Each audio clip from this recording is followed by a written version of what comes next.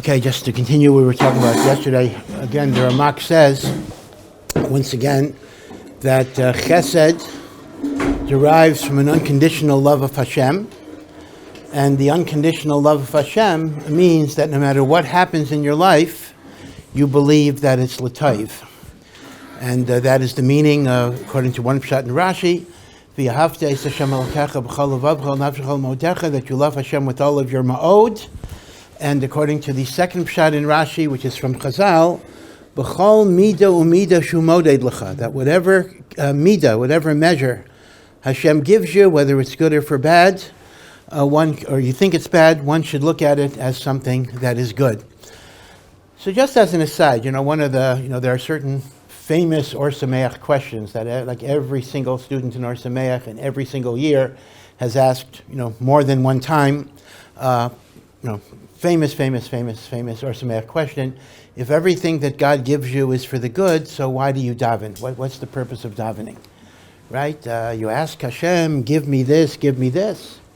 But if whatever Hashem gives you is good, so Memela, if I don't have the money, it's good that I don't have the money. If I don't have the children, it's good that I don't have the children. How can I ask Hashem to give me something different than what He's given me if I believe that everything HaKadosh Baruch Hu gives me is l'taiv? Right? Famous question. Probably everybody here has probably asked the question more than once. So here's the thing. There's a little bit of a semantic ambiguity here. When you say everything Hashem gives you is for the good, but what do we mean for the good? Let's assume that I'm very poor. I don't have any money. Is it the pshat that Hashem made me poor because it's good that I be poor? Or maybe Hashem made me poor so I would realize I need Him and I would daven. Meaning to say, davening is not a contradiction to Gamzu L'Tova, because that itself may be the tova in the deprivation that God gave you. It's not the deprivation per se is good, but the deprivation is good for me because it is the catalyst that causes me to pray. Otherwise I wouldn't pray. Otherwise I wouldn't feel the need for tefillah. Chazal say in Yevamis, why are the imahos akaros? Why did Hashem make the matriarchs barren? Sarah didn't have children for many, many years. Rivka didn't have that problem, but Rachel didn't have children for many years, right? So two of the four imahos were barren for a very long time. So it says, because HaKadosh Baruch Hu yearned for their tefillas, and therefore put them in a state of need, so they would daven to Him. Meaning, we think, I daven because I have needs. I need something, so I daven. But actually, it's the other way around. The thing you really need is to daven.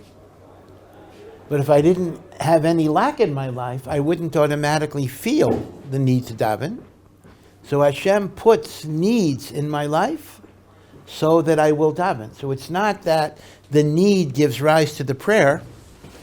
It's that the prayer, or the need for prayer, gives rise to the need. I mean, let's take the example of Sarah herself. Sarah was 90 years old, and Sarah did not have any children. So let's imagine that Sarah Imeinu would have said, I dreamed and I yearned to be able to have children. This is what I really want. But if HaKadosh Baruch Hu in His infinite wisdom has decided that I shouldn't have children, who am I to question the wisdom and goodness of HaKadosh Baruch Hu? Kol mai di'avid rachmana l'tov avid, whatever Hashem does is for the good. So I will accept Hashem's gezerah with love. So everybody would have heard Sarah say such a thing, and they would have said, what a tzadekes, what a righteous woman. This is the way one should be in life. And yet, kavyochel, if I could use such an expression, Hashem would be ripping out his hair because she was missing the whole point. Hashem made her an akaris so she would daven to Him. So now she's saying, I accept, I don't daven. So the semantic confusion is that Gamzu Latova does not mean necessarily that the particulars of your situation are intrinsically desirable, but rather sometimes the Gamzu Latova is they are the catalyst for me to turn to HaKadosh Baruch Hu. Now, if you see, after all of your turning away, that things aren't changing, and of course you never really know when you reach that point, then you got to go to a plan B of understanding, my Anias is Gamzu Latova also. But initially, this is why we have this concept of tefillah. And that's really a real dilemma in life. One of the dilemmas in life is, if I'm facing difficulties, when is my avodah tefillah? And when is my avodah the acceptance of Gamzu Latova? And can both of those exist side by side simultaneously? I think I had mentioned in a Q&A, or actually probably more than once, a story with Rav Yaakov Kamenetsky, that there was a child who unfortunately was suffering a terminal illness. And the parents had taken him all over the world for medical treatment, and they were religious, so they also went to all sorts of rabbis and Hasidic rebbes for brachos and the like. And at some point, they came to Rav Yaakov Kamenetsky after going around the world. And they told the whole story to Rav Yaakov Kamenetsky. And Rav Yaakov asked them, do you have other children? And they said yes. And Rav Yaakov said, somewhat shockingly, may Hashem give you nachas from your other children. Basically, he told them, your son is going to die. Now, everybody in the room, other than the parents, actually, everybody in the room was absolutely shocked. Rav Yaakov Kamenetsky was, of course, a gadol b'Torah, but even among the small group of gedolim, right, there aren't that many gedolim in the world, even he was extraordinarily, he stood out for his sensitivity and his kindness, his gentleness. So for Rav Yaakov to basically tell parents who are worried about a dying child, hey, he's going to die, seemed to be very, very cruel and totally out of character. The child did die shortly thereafter, and the parents actually said they were very, very grateful to Rav Yaakov, because Rav Yaakov allowed them to let go. Rav Yaakov allowed them to move to plan B, because initially your avodah is to daven, to storm the gates of heaven, to do all sorts of hishtadlus, medically as well as spiritually. But then there comes a point in which you have to move from stage A, where you try to change a situation, to stage B, where your job is to accept the situation. And they said this was important to them because this way, instead of schlepping their 10-year-old all over the world, he was in his house, he was in his room, he was with his siblings, he was with his friends, he was with his toys. They were able to say goodbye to each other. They were able to transition him in a peaceful way.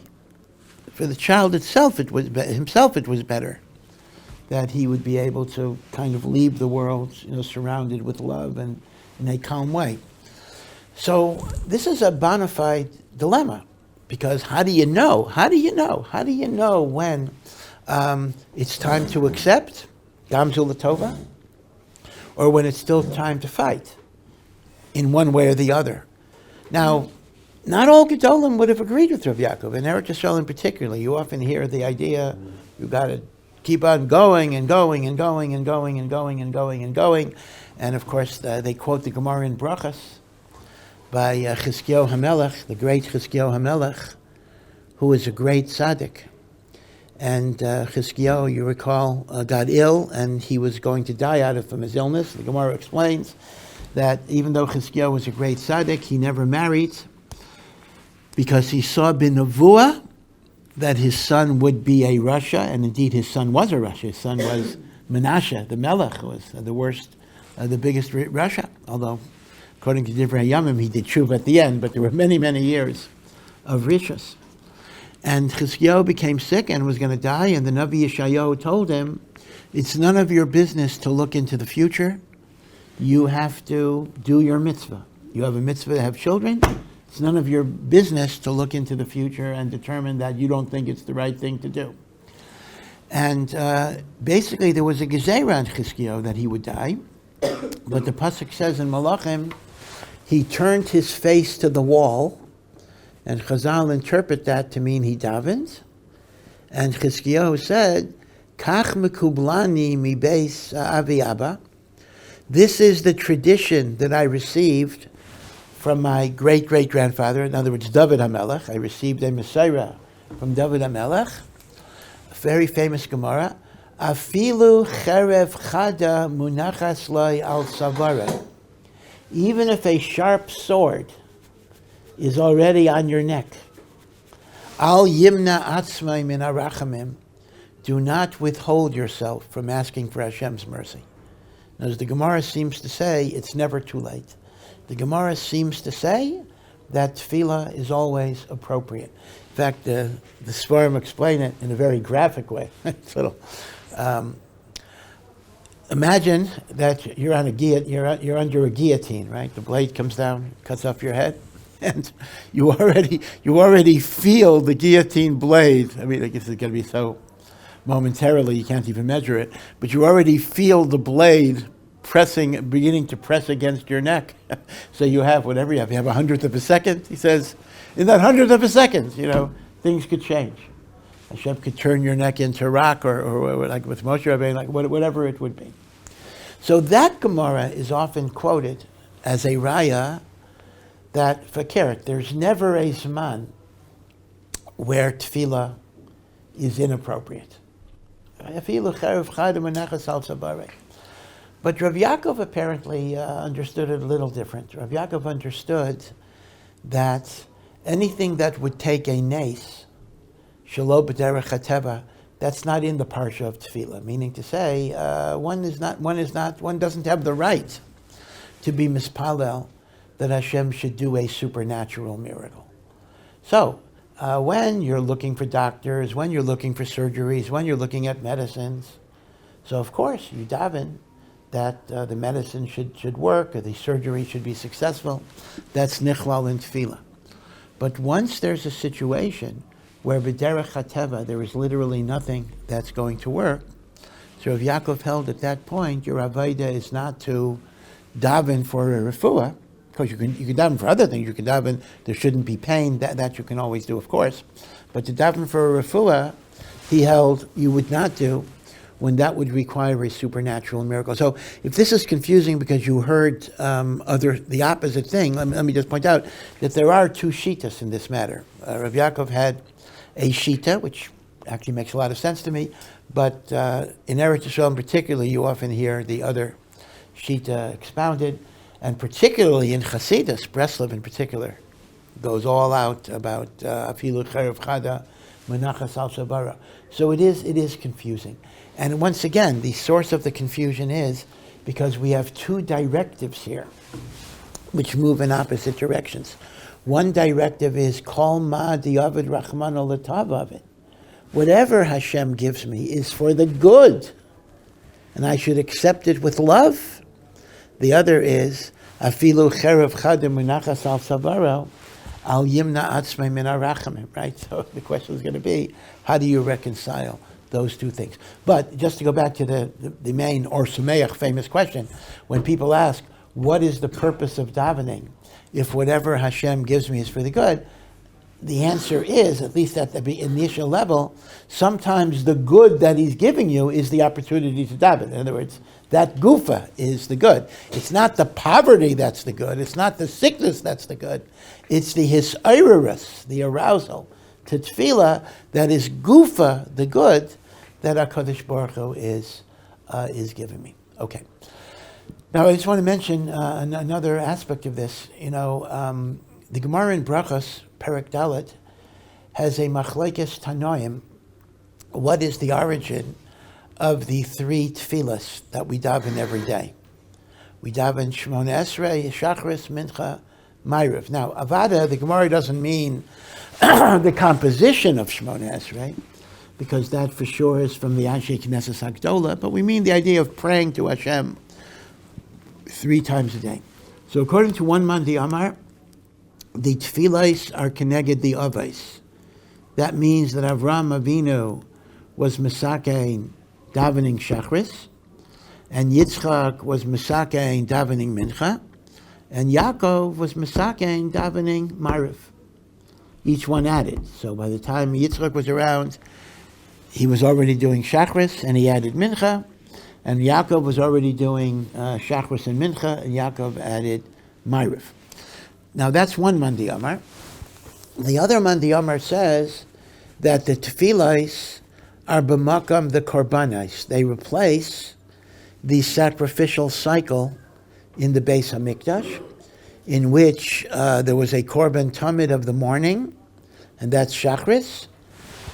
There was a korban tamid of the afternoon, which was Mincha, and then if there were leftover fats and organs or limbs that were not consumed from the korban tamid or the other korbanos, they could be burnt the entire night, midrabanan till chatzos, but d'oraisa the entire night. Hekter, chalavim ve'evarim, and that is Ma'ariv. Ma'ariv is keneged hekter, chalavim ve'evarim. So we have a machlekes. Are tefillos keneged the avos, or are tefillos keneged the tamidim? L'chaira, I mean, it's interesting. The Gemara doesn't say. There's a very, very practical nafkamina here, at least historically, and that is, did they daven? Well, l'chaira, we have a right of this. Did they daven when there was a Beis HaMikdash? I mean, l'chaira, if I say that tefillos are because of the avos, then that would be a standalone requirement, whether you have a Beis HaMikdash or not. The avos enacted that we daven to God 3 times a day. If, on the other hand, the tefillos are keneged korbanos, then wouldn't that mean logically, when you have korbanos, you don't have to have tefillah, because the tefillah is keneged korbanos. And yet, I just want to point out, I'm just throwing this out as a kasha, and yet we find the Feirish in the Mishnayos in Maseches Tamid that describe the Avodas Beis HaMikdash, that even the Kaihanim, who are actually bringing the Korbanos, they davened at least an abbreviated Shemona Esrei. In other words, there was a prayer service. In other words, in the Beis HaMikdash itself, there was a prayer service, both for the Tamid Shel Shachar and Tamid Shel Ben Arbaim. It doesn't record Ma'ariv, so one has to wonder why that isn't a kasha on the opinion that says the tefillas keneged korbanos. Okay, but be it as it may. So that's one machlekes. Are the 3 tefillas keneged the avos, or are the 3 tefillas keneged the tamidin, the korbanos? Now, there's another machlekes. If tefillas arvis is rishus, or tefillas arvis chayva, meaning Shacharis and Mincha are obligatory prayers. Is Ma'ariv obligatory, or is Ma'ariv optional? Now again, let me point out that, number one, this is not referring to Shema.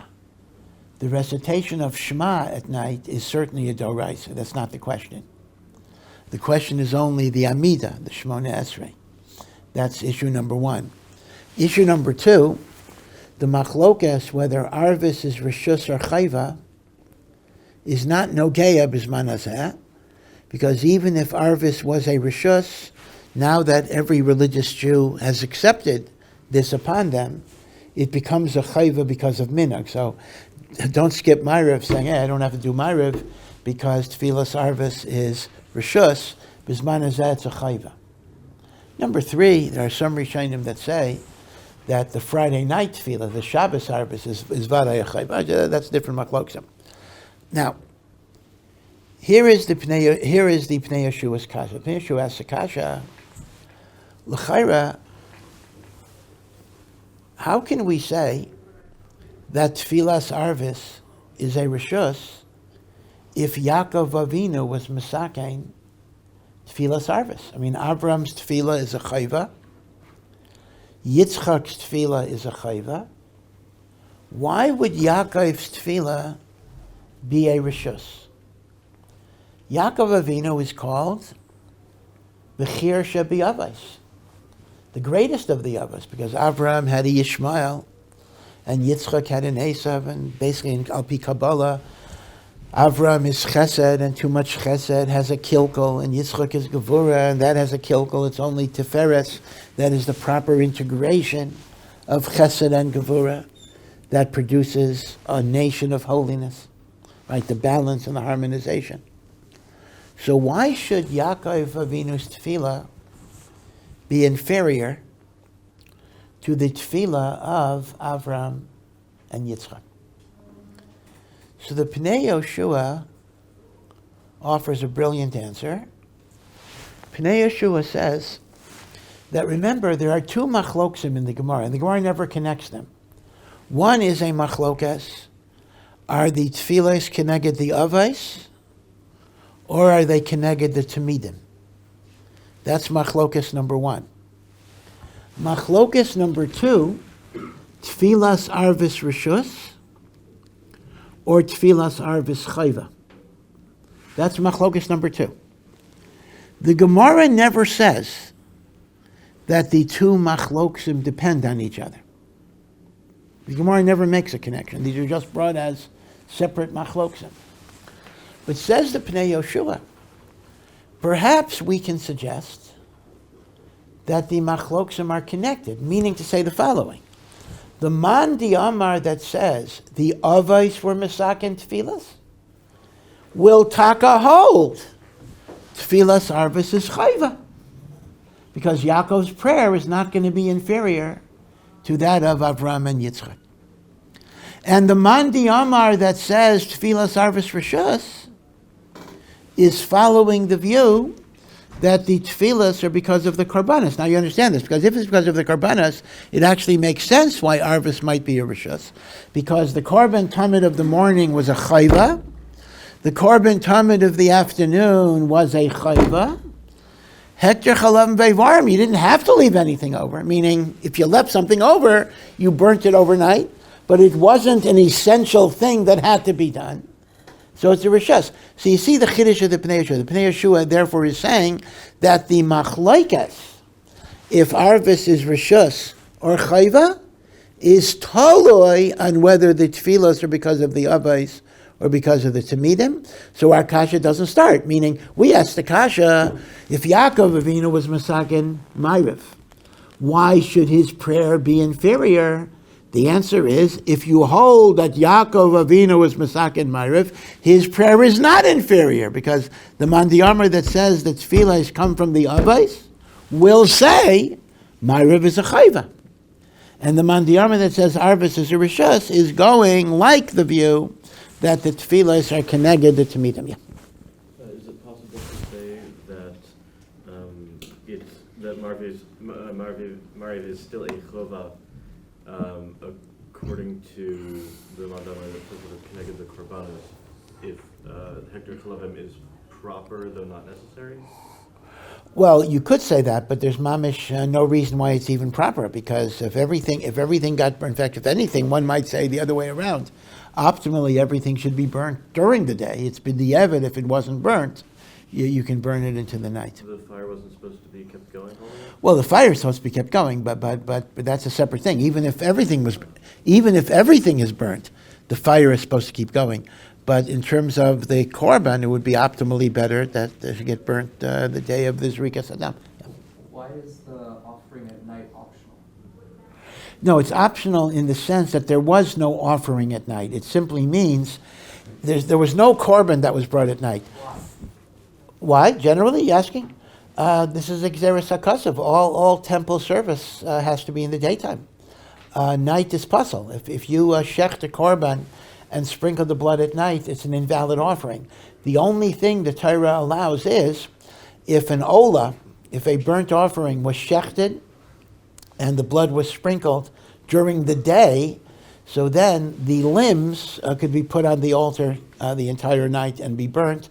But that's a b'di'evet, meaning optimally you should put them on the mizbeach during the day, and they would be burnt and consumed during the day. So if our marv is totally on that, why are we doing a b'di'evet? It sounds like our Marv is like by the Korbanos, and we only did like this B'diavad offering by night.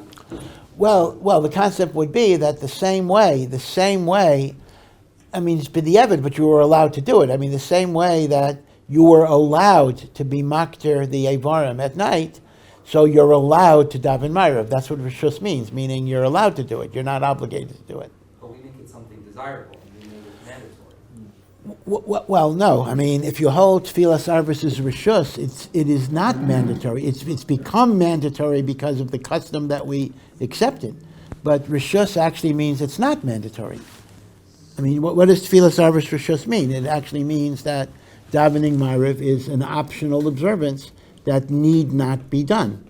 I mean, that's what the words mean. Now, I just pointed out earlier that once it became accepted, so now it becomes a minhag. But initially, it was optional. If you wanted to daven Ma'ariv, you could do that. You were given that extra opportunity, but you were not obligated to take it on. But again, the Pnei Yeshua says that is only true, like the opinion that the tefillos are because of the sacrificial cycle. But if the tefillos are because of the avos, then Ma'ariv would be obligatory. Now, again, you see the interpretive chiddush here. The Pnei Yeshua is taking two disputes in the Gemara, two different machloksim in the Gemara. One is, are the three tefillos because of korbanos or because of avos? Machlokas number one. Machlokas number two, is arvis optional or is arvis obligatory? That's machlokas number two.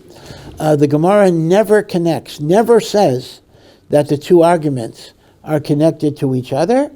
The Pnei Yeshua says that logically he draws a connection, and that is how he answers the question, why should Yaakov's prayer be optional? And the answer is, if it's Yaakov's prayer, it's not optional. Because if the tefillos are because of the avos, you would follow the opinion that arvis is a chayva. So this is the Pnei Yeshua, and the Pnei Yeshua's explanation works well in the Gemara. It does work well in the Gemara, but the problem is it does not work well in the Rambam. Because the Rambam paskins the following. The Rambam says in Hilchos Melachim that the idea of 3 tefillos a day come from the avos. Avraham was mesakein Shacharis. Again, not the nusach, not the text, but the idea of praying in the morning. Yitzchak was mesakein Mincha. Yaakov was mesakein Arvis. So the Rambam clearly paskins like the view that the tefillos come from the avos. And yet in Hilchos Tefillah, the Rambam paskins, Tfilas Arvis Me'ikar Hadin is a reshus. It is an optional prayer, and the only reason you have to do it today is Kiblu Aleim, that the Jewish people accepted upon themselves as a chayva. So, based on the Rambam clearly is rejecting the Pnei Yeshua's connection, and you're back to square one, and that is, if Avraham Shacharis is obligatory, and Yitzchak's Mincha is obligatory, and Yaakov enacted Arvis, why should Yaakov's prayer be inferior to the prayer of Avraham and Yitzchak? Right, you're back to that kasha, because the Rambam clearly does paskin the tefillos come from the avos, and yet the Rambam paskins tefillas arvis is a rishus. Right, so the Pnei Yeshua's teretz does not work for the Rambam. Okay. So again, you'll see how this. You'll see in a few minutes how this is connected to what we're talking about.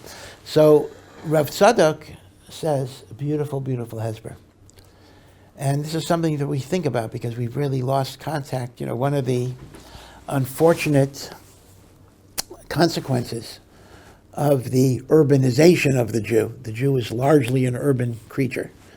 Eretz Yisrael is a little different because we have farmers, etc. But for most of our galus, we've been more or less confined to the cities. Is that we've lost a connection to the natural cycles of life. Even the Sholosh Regalim, Pesach, Shavuos, Sukkot. So of course, Pesach is Yitzias Mitzrayim, Shavuos is Matan Torah, Sukkos is the clouds of glory. Of course, that's very, very emes. And yet, the Torah does spend a lot of time emphasizing the natural cycle of the Sholosh Regalim as they connect to agriculture. That Pesach is called Chodesh Ha'aviv, the spring, the ripening of the barley, which is the first grain to ripen. And Shavuos is called Chag HaKotzir, the wheat harvest. And Sukkos is called the time of Asif, the time of ingathering, when the grain and the fruit was left in the field to dry out during the summer, and you would bring it into the house before the winter rains. Meaning, it's very, very clear that most of us de-emphasize this. Most of us don't really think about the agricultural cycles in connection to the Sholosh Regalim. Yeah. To what extent do you think that, as you mentioned, the urbanization of the Jew, the removal from agriculture, do you think that's related to like the fact that you take the Talmud Bavli, that it wasn't written in Eretz Yisrael? Yeah. How much do you think that plays a part in it, if any? The fact that, I'm not sure. I'm not sure because although you are correct that obviously the mitzvos of agriculture only apply to Eretz Yisrael, and the Talmud Bavli didn't write a Gemara on Zerayim. But still, in Bavel itself, the Jews were still involved largely in agriculture. So in point of fact, there was agricultural involvement there too. It's really the Middle Ages that kind of made us urbanized. Jews weren't allowed to own land in many, many countries. Now, as a result, you should know there was kind of an attempt in the 19th century, part of the attraction of Zionism, even religious Zionism, was to bring us back to the land and kind of bring us back to that connection. So Rav Tzadok says like this. Rav Tzadok says that the idea of three tefillas, even though it's the same Shemona Esrei, are designed to elicit different types of emotional moods throughout the day. Now, this is another issue too. The rise of electricity is another disconnect. People don't realize this. The concept of night, in fact, there are books written about this, the transformation of night. Night has become totally redefined and transformed since the invention or discovery of electricity. Night used to be the real end of things. You had candles, whatever it is, but essentially night, you just went into your house, closed the door. You didn't go out at night. There was no concept of doing anything at night. Right? That's why we have a machlokas in the Gemara. Why did God create night? According to one opinion, night was created to learn Torah, in your home. According to another opinion, night was created to sleep, whatever it is. The truth is, we're Makayim. We try to be Makayim, both of those opinions. So the notion of what's called nightlife, whatever it means, is totally a consequence of electricity. There literally was no musag of nightlife. And you see this when you read the Gemara about Ner Chanukah. Why did Ner Chanukah, could only be lit within a half an hour after dark? Because nobody was in the street more than a half an hour after dark. In fact, the Ramah Taka says, of course, he was already even pre-electricity, that Bizman Hazeh we allow you to light later because people are still around, etc. In fact, La Halacha, you can light Ner Chanukah the whole night because, everybody's walking around. So we don't have a sense of day and night now because night can be day and day could be night. It's all the same. But ideally, if you think about a world of nature, you will see that day and night are very, very different entities. So let's take Shacharis. The ideal time to daven Shacharis is Vasikin. Vasikin means you try to time your davening so that you begin your Shemona Esrei exactly with the rising of the sun, based on a pasuk in Tehillim, Yira'ucha im Hashemesh. We will revere you, we will fear you, Hashem, with the sun. You become part of the symphony of a new world awakening to glorify Hashem, and you're part of that symphony. So Shacharis is the beginning of a day. So says Rav Tzadok, the dominant emotional mood of Shacharis is one of hope, gratitude, and joy for the newness of a day that brings new opportunities. Right? It's the nature of a person that, when the day begins, you have a certain amount of hope. Now, maybe you lose it even within 5 seconds sometimes, but there is that little bit of, it's a new day. There's a newness there. So Shacharis, Rav Tzadok says, the dominant mode is gratitude, joy, hope. Right? That's the midah of Shacharis. And that's why it's connected to Vasikin, because it's specifically as the sun rises, you see the emergence from darkness to light. So Rav Tzadok says, this tefillah is especially matim to the personality of Avraham Avinu. Because Avraham Avinu, after all, served Hashem through the midah of chesed. Now, let's ask ourselves this question. Everyone knows Avraham Avinu's dominant midah is the midah of chesed. But why did he develop that midah? So the Medrash seems to imply because he saw Hashem, in other words, he was emulating Hashem in the way he perceived Hashem. He perceived in the Bria a principle of compassion, of loving kindness, of benevolence. Now, you could ask, this is a little bit of a chicken and egg problem. Did he perceive benevolence in the Bria because he was an Ish Chesed? Or did he become an Ish Chesed because that's how he perceived God? But be it as it may, this was, in a sense, either a self-conscious or maybe an unconscious way of emulating Hashem through the way he perceived Hashem. He perceived Hashem's benevolence. He perceived Hashem's chesed. He perceived Hashem's goodness. He perceived Hashem's kindness.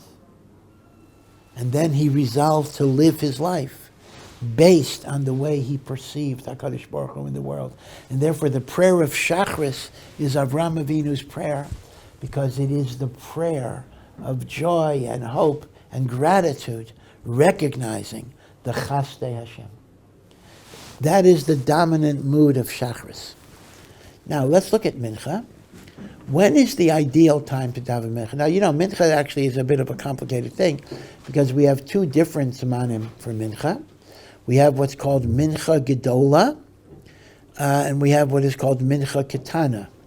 Mincha Gedola starts 6.5 hours after sunrise. Now again, this would mean the following. If you take an exact 12-hour day, 6 a.m. to 6 p.m., so Mincha Gedola would be 12:30. But you understand, of course, that the computation of hours in halacha is not 60-minute hours, but it's 1/12 of the daylight hours. So this is called Shos Samanios. So for example, in the summer, where sunrise to sunset could be 14 hours, a halachic hour might be 70 minutes or 72 minutes. You see? In the winter, where you might only have 10 hours of daylight, a halachic hour might be 50 minutes. So when we talk about 6.5 hours from sunrise, we mean 6.5 sha'os zamanios from sunrise.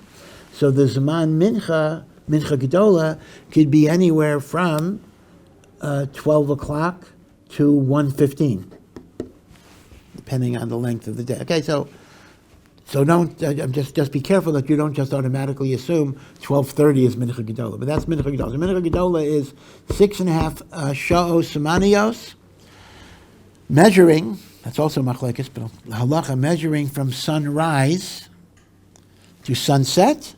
Divide that period by 12, and then 6.5 of those units from sunrise will be Mincha Gedola. Now, Mincha Ketana is much later. Mincha Ketana is 2.5 hours before sunset. Again, Shos Samanios. So there's a whole machlokas. Generally, is it better to daven Mincha Gedola or better to daven Mincha Ketana? In the yeshiva world, you'll notice, obviously, if we daven Mincha 1:15 or 1:20, whatever it is, we're obviously going with Mincha gedola. And one reason, there are two reasons to favor mincha gedola. One is the generic concern of zerizim makdimim lemitzvos, that whenever you have a mitzvah, do it as quickly as you can. So I will use the first opportunity to do it. That's one reason. The other reason, in particular for yeshivos, is it involves less bitul Torah. And as it was given the afternoon seder, if you would go with mincha ketana, you would often have to interrupt in the middle of, or towards the end at least, of an afternoon seder. So it was thought for bitul Torah, it's better to do mincha during a lunch break instead of having to do it during a seder. All right, whatever the reason. However, many say lahalacha. In other words, if you're not in yeshiva or anything, it is actually better to do mincha ketana because mincha ketana is closer to the evening, and we're going to see that there is a Gemara that says that the ideal time to daven mincha is when you see the lengthening shadows. Again, before sunset, very definitely before sunset, but when you begin to see the lengthening shadows of the evening as the sun is hitting the trees, is on the treetops and the like. So Rav Tzadok, maybe because of his Hasidic background, clearly understands in this vort, as you'll see, that mincha ketana is ideal, because Rav Tzadok says the following: if Shacharis is the prayer of gratitude and hope and joy, mincha is the prayer of panic. Mincha is when a person feels that Baruch Hashem, they're still in the light, but it's beginning to get dark. They feel that things are slipping away from them, and they're turning to HaKadosh Baruch Hu in desperation and asking Hashem to protect them. Now, mincha bichlal, mincha indeed, in many ways, is a panicky prayer. First of all, the window for mincha is a more difficult window. Let's say if you're in the working world, right? If you're in the working world, so Shacharis, most of the time I can daven before I go to work, and Ma'ariv I can daven when I get home, or whatever. Mincha is often going to be in the middle of a working day, and if you don't have your own office or whatever, you're in a meeting, it's going to be sometimes hard to daven mincha. I remember in the olden days, before there were a lot of cell phones, so if you would have gone into Penn Station in Manhattan around late afternoon, you would see all of the phone booths. The phone booths were occupied by Orthodox men wearing hats, in which they were davening mincha, but they had to put a phone to their ear. So, people in those days, people didn't want to daven publicly, so people had to make believe they were making a phone call. And I myself saw more than once people knocking at the phone booth. Get out of here already! What are you taking it up all the time in the phone booth? So mincha is panicky in terms of time. You don't have a lot of time. You may be stuck in an awkward place. And also the whole idea that it's beginning to get dark, and dark used to mean the end of things, that there's a certain sense of panic. So says Rav Tzadok, this is very matim to Yitzchak Avinu. Because Yitzchak, on one hand, lived in Eretz Yisrael. Yitzchak never left Eretz Yisrael.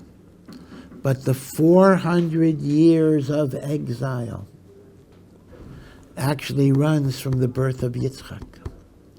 Right? Hashem told Abraham, your children will be slaves in a land that is not theirs for 400 years. We were only in Mitzrayim 210 years. So Rashi is masber, based on a medrash, that the 400 years is from the birth of Yitzchak. But you may ask, how can you start counting the Galus from the birth of Yitzchak? Yitzchak was not in Galus. The answer is, even though he was not physically in Galus, he was already suffering harassment. He was already being given the message, you're not welcome. You don't belong here. Petty harassment. His wells were being filled up. Kind of think about the Jews in Germany in 1933, right? The Jews in Germany, many of them were affluent. Many of them were successful. Many of them had businesses and professions. And then Hitler takes over. Now, remember, concentration camps weren't started immediately. But slowly, the Jews were given the message. You're not welcome.